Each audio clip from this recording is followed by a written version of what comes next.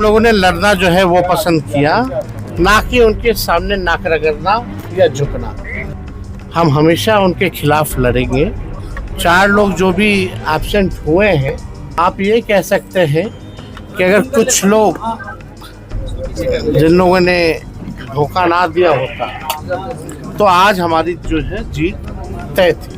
दोस्तों, मोहम्मद अजीज साहब ने 1988 में गाना गाया था, तेरे बेवफाई का सिकवा करूं तो ये मेरे मोहब्बत की तौहीन होगी, तुझे बेशरम बेमरवत कहूं तो ये मेरे मोहब्बत की तौहीन होगी। तेजस्वी यादव शायद यही गाना सुन रहे हैं और यही सोच रहे हैं, क्योंकि जिस तरीके से तेजस्वी यादव को बिहार में राज्यसभा के चुनाव के दौरान धोखा मिला, जिस तरीके से तेजस्वी यादव के साथ उनके अपने लोगों ने, महागठबंधन के विधायकों ने गद्दारी की, तेजस्वी यादव ना तो खुलकर ये बता रहे हैं कि विधायकों ने कैसे गद्दारी की और इसका दर्द उन्हें कितना है। शायद वो इसी वजह से छुपा रहे हैं अपने इस पीड़ा को, कि अगर वो ये बता दें दुनिया को कि बिहार में किसके साथ कैसे डील का खेल हुआ, तो जो लोग एक्सपोज होंगे उनके लिए उन्होंने ही वोट मांगा है। दोस्तों, राज्यसभा के चुनाव के दौरान बिहार में महागठबंधन के 4 विधायकों ने अपने ही गठबंधन के कैंडिडेट के साथ खेल कर दिया, वोट देने ही नहीं गए, गद्दारी कर दी और धोखेबाजी करने के बाद विधायकों ने आज दलीलें भी दे दी हैं। तेजस्वी यादव जिन्हें धोखा मिला, जिन्होंने पूरी रात चुनाव से एक दिन पहले जाग के रणनीति बनाई, जिन्होंने महागठबंधन के विधायकों को एकजुट कर दिया, जिन्होंने कभी ओवैसी के साथ गठबंधन नहीं स्वीकारा, वो ओवैसी के पार्टी दफ्तर चले गए।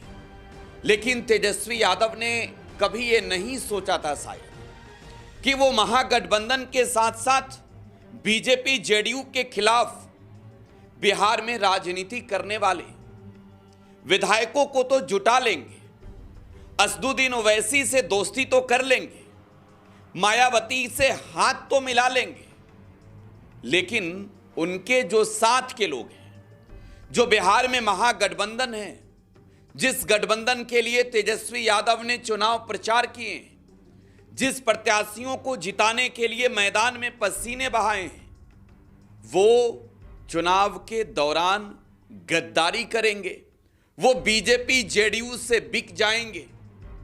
तेजस्वी यादव ने इस बात का उम्मीद नहीं किया था। राज्यसभा के चुनाव को लेकर कल शाम के 4 बजे तक जो वहां पर तेजस्वी यादव की मौजूदगी विधानसभा के अंदर नजर आई, जो चुनाव को लेकर अधिकारी पार्टी ने बनाया था, जो लगातार 4 बजे तक बैठे रहे इस उम्मीद में कि कांग्रेस के 3 विधायक, राष्ट्रीय जनता दल के 1 विधायक जिन्होंने अब तक वोट नहीं किया है, वो आएंगे वोट करने। तेजस्वी यादव को उम्मीद नहीं था कि ऐसा धोखा उन्हें लगेगा। लेकिन दोस्तों, पार्टी के साथ नहीं बल्कि गठबंधन के साथ गद्दारी करने वाले विधायकों ने अपनी दलीलें दी है। विधायकों ने जो कहा है, आज सच्चाई उसकी बताएंगे रडार में। दोस्तों, टुडे बिहार न्यूज के पॉलिटिकल शो रडार का ये 64वां एपिसोड है। मैं हूं आपके साथ प्रकाश सिंह।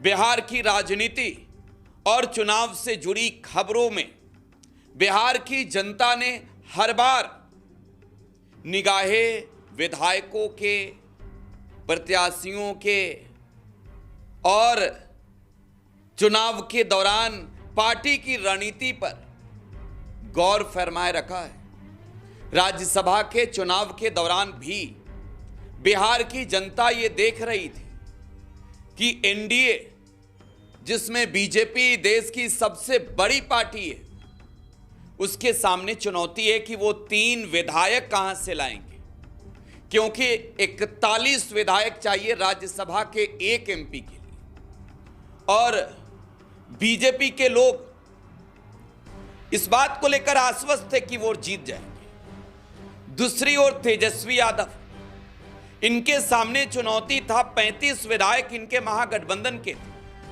6 विधायकों को लाना। तो आप ये कह सकते हैं कि भाजपा के तुलना में दोगुना विधायकों की जरूरत तेजस्वी यादव को थी, और तेजस्वी यादव ने रणनीति बनाई। तेजस्वी यादव ने लगातार पार्टी के नेताओं के साथ, गठबंधन के दलों के साथ, तेजस्वी यादव ने महागठबंधन के विधायकों के साथ, असदुद्दीन ओवैसी की पार्टी के साथ, बहुजन समाज पार्टी के साथ रणनीति बनाई। बीजेपी को परास्त करने के लिए सबको एकजुट कर दिया। राज्यसभा के चुनाव के दौरान तेजस्वी यादव ने पटना के होटल पनास में सभी विधायकों को ठहराया कि आप लोग एकजुटता का मिसाल पेश कीजिए। एनडीए के लोगों ने तो दावा किया है कि हमारे विधायक कहीं नहीं जा रहे हैं, लेकिन बीजेपी ने हॉर्स ट्रेडिंग का गेम शुरू कर दिया। दोस्तों, भारतीय जनता पार्टी ने कांग्रेस के 3 विधायक, नाम ले लेता हूं, सुरेंद्र कुशवाहा, मनोज विश्वास और मनोहर प्रसाद के साथ डील कर लिया था। साथ ही साथ राष्ट्रीय जनता दल के एक विधायक फैसल रहमान के साथ डील कर लिया था। और यही वजह है कि बीजेपी के लोग दावा करके कह रहे थे कि हम तो 5 सीटों पर जीत हासिल करेंगे, हम तो 5 की 5 सीटों को जीतेंगे। तेजस्वी यादव को उम्मीद इन नेताओं से तो नहीं था। तेजस्वी यादव को उम्मीद कांग्रेस और आरजेडी के इन विधायकों से तो नहीं था। लेकिन दोस्तों, इन्होंने गद्दारी की और गद्दारी के बाद अब प्रतिक्रियाओं का दौर है। तो देखिए, आपको सबसे पहले राष्ट्रीय जनता दल के ओर से एक प्रतिक्रिया आई है शक्ति सिंह यादव का, वो सुनवाना चाहेंगे, फिर उन विधायकों को भी सुनवाएंगे, उन विधायकों के बयान को भी बताएंगे जिन्होंने अपनी गद्दारी पर सफाई दी है और गजब की दलीलें दी है। जरा पहले शक्ति यादव को सुनिए। तेजस्वी यादव जी का सीधा संकल्प है, भारतीय जनता पार्टी से हम लड़े हैं, लड़ भी रहे हैं और लड़ते भी रहेंगे। हम विचारधारा की लड़ाई लड़ते हैं, हमारी कोई जातीय दुश्मनी नहीं है। भारतीय जनता पार्टी की विचारधारा देश को खोखला करने वाला है, सौहार्द को बिगाड़ने वाला है, राजनीति को कलंकित करने वाला है, प्रदूषित करने वाला है। कल आपने देखा कि किस कदर भारतीय जनता पार्टी ने खेला है, धन बल का, तंत्र बल का। यहां सिर्फ नहीं, उड़ीसा में भी खेला है और कह रहे कि 25 में जीते हैं, 26 में भी जीते। अरे कब कब जीते हैं पता ही न है। दूसरे के कांधे पर बंदूक रख करके चलाना तो आपको आता ही है। अब नीतीश कुमार जी को तो आप फिनिश कर ही रहे हो, लेकिन मत भूलना, आने वाले कल में लड़ाई आर पार की होगी, जहां पर आपकी वजूद दिखाई नहीं पड़ेगी। दोस्तों, ये राष्ट्रीय जनता दल कह रही है, बीजेपी का ये पूरा गेम प्लान था। तेजस्वी यादव को आपने शुरू में ही सुना। तेजस्वी यादव ने कहा कि अगर इन लोगों ने धोखा नहीं दिया होता तो हम तो जीत जाते। 41 का संख्या हमने पूरा कर लिया था। खैर, बीजेपी के हाथों बिक चुके लोगों ने क्या कहा, जरा ये समझते हैं। पहला नाम फैसल रहमान का लेंगे। जनाब ढाका के विधायक हैं, पूर्वी चंपारण के ढाका से, और पूर्वी चंपारण के इकलौते राजद के विधायक फैसल रहमान 178 वोटों से जीते हैं और इनको लेकर चर्चाएं काफी है। खैर, उन चर्चाओं पर अगले रिपोर्ट में चर्चा कर लेंगे। फैसल रहमान की कुंडली पर अगले रिपोर्ट में बात कर लेंगे। लेकिन फैसल रहमान ने सफाई क्या दी? फैसल रहमान ने दोस्तों कहा है कि उनकी मां बीमार थी, उनकी मां दिल्ली में भर्ती थी और वो अचानक दिल्ली इसीलिए चले गए। अब सबसे बड़ा सवाल ये कि फैसल रहमान क्या दिल्ली में थे? तो देखिए, जवाब है कि नहीं, फैसल रहमान तो पटना में ही थे, पटना में ही थे। फैसल रहमान के करीबी सूत्र बताते हैं, जो उनके जुड़े हुए लोग हैं, कि जनाब फैसल रहमान पटना छोड़कर कहीं नहीं गए थे। वो तो दिल्ली बाद में गए, पहले पटना में ही रहे और पटना में बैठे बैठे देखते रहे कि क्या हो रहा है। खैर, दिल्ली में ही थे तो फैसल रहमान को बताना चाहिए। अब तो मैक्स अस्पताल के सीसीटीवी फुटेज में भी फैसल रहमान होंगे। वो समय के अनुसार अगर देखा जाए तो सुबह के 9 बजे से लेकर शाम के 4 बजे तक, क्योंकि फैसल रहमान का मोबाइल बंद था। हमने भी प्रयास किया और देखिए फैसल रहमान का एक इंटरव्यू आता है, ये सफाई वाला, दलील वाला, कि कोई माई का लाल हमको खरीद नहीं सकता है, हम बिकाऊ नहीं है, हम तो महागठबंधन के साथ थे, है और रहेंगे। फैसल रहमान का मोबाइल ऑन हुआ है 4 बजे और 4 बजे से पहले फैसल रहमान पूरी तरीके से सबसे दूर रहे, मोबाइल बंद रखा। इसलिए बंद रखा कि कोई जान न जाए, फोन न कर पाए। लेकिन फैसल रहमान ने तो गद्दारी की है। अब इस दलील पर कितना विश्वास है आपको? अगर फैसल रहमान बिके नहीं, फैसल रहमान ने कोई डील नहीं किया, तो फिर मोबाइल क्यों बंद? अब मोबाइल बंद तो वो संयोग क्या कि 9 बजे से लेकर 4 बजे तक, जब वोटिंग की टाइमिंग थी, तो उस वक्त ही नॉट रीचेबल था। खैर, दूसरे विधायक सुरेंद्र कुशवाहा हैं।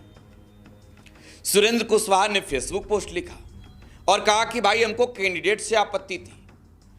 अब जरा एक बार मैं चाहूंगा देखिए, सुरेंद्र कुशवाहा का फेसबुक पोस्ट पढ़िए, बड़ी रोचक बातें लिखी है गद्दारी के बाद। जरा पढ़िए, लिखते हैं, एक सीट का मौका था, महागठबंधन के पास तो दीपक यादव जिससे बेहतर उम्मीदवार कौन हो सकता था, वह भी नहीं तो मुकेश सहनी जी को ही, लेकिन उन्होंने इन्हें मौका ना देकर ऐसे वर्ग के व्यक्ति को उम्मीदवार बना दिया जिनका जनाधार महागठबंधन के खिलाफ है। मैं एनडीए का साथ नहीं दे सकता हूं और राजद ने उम्मीदवार गलत चुना तो मैंने वोट नहीं देना ही बेहतर समझा। रही बात मुझ पर आरोप लगाने की, तो मुख्यमंत्री के सबसे चहेते सीट पर हमने पूरे सरकारी तंत्र को हराकर विधानसभा चुनाव में जीत हासिल किया था। जनता के आशीर्वाद का कर्ज पूरे बिहार में सबसे तेज गति से विकास कार्यों के द्वारा चुकता कर रहा हूं, तो विरोधी जब बराबरी नहीं कर पाएगा तो बदनाम ही करेगा। आशा है जनता दलित, पिछड़े और अल्पसंख्यक वर्ग के लिए मेरे इस त्याग और समर्पण की भावना को समझेगी, विरोधियों के झांसे में नहीं आएगी। खैर, सबसे बड़ी बात यह है कि ये सुरेंद्र कुशवाहा बीजेपी के साथ पहले डील कर चुके थे। सुरेंद्र कुशवाहा का राजनीतिक इतिहास यह है कि उपेंद्र कुशवाहा के खासम खास माने जाते हैं। सम्राट चौधरी से भी बहुत करीब का रिश्ता है और इन्होंने तो डील फरवरी महीने में ही फाइनल कर लिया था, शुरुआती में दौर में ही।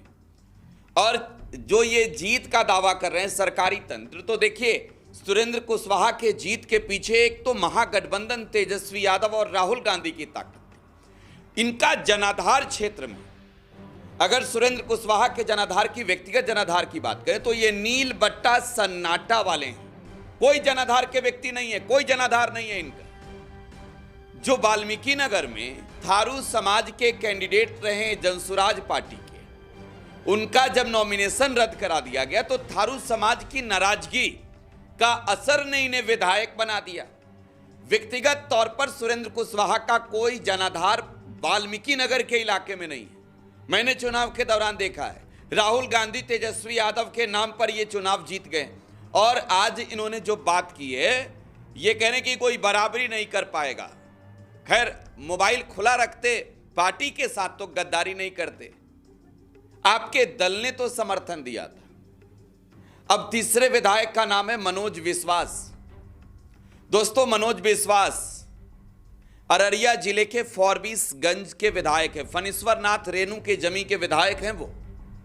मनोज विश्वास ने कहा कि हमें तो प्रदेश अध्यक्ष ने कहा था कि जो मन है वो करिए, फ्री हैं, और हमने फ्री देखते हुए अपना काम फ्री कर दिया, मोबाइल बंद कर लिया।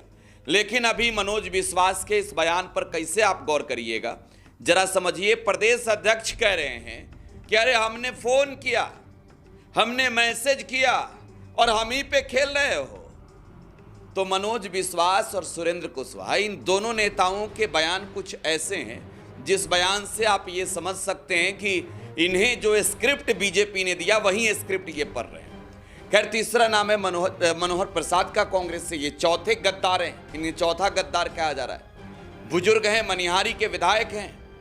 अब उन्होंने एक बयान दिया है, मैं चाहूंगा कि वो बयान पहले आपको सुनवा देता हूं, जरा सुनिए। उनको अधिक से अधिक प्रश्रय दिया जाए, उनको आगे बढ़ाया जाए। और इसके बाद पहले कभी क्लियर ही नहीं हुआ कि वह महागठबंधन का उम्मीदवार है, इसलिए हम लोगों ने वोट नहीं दिया।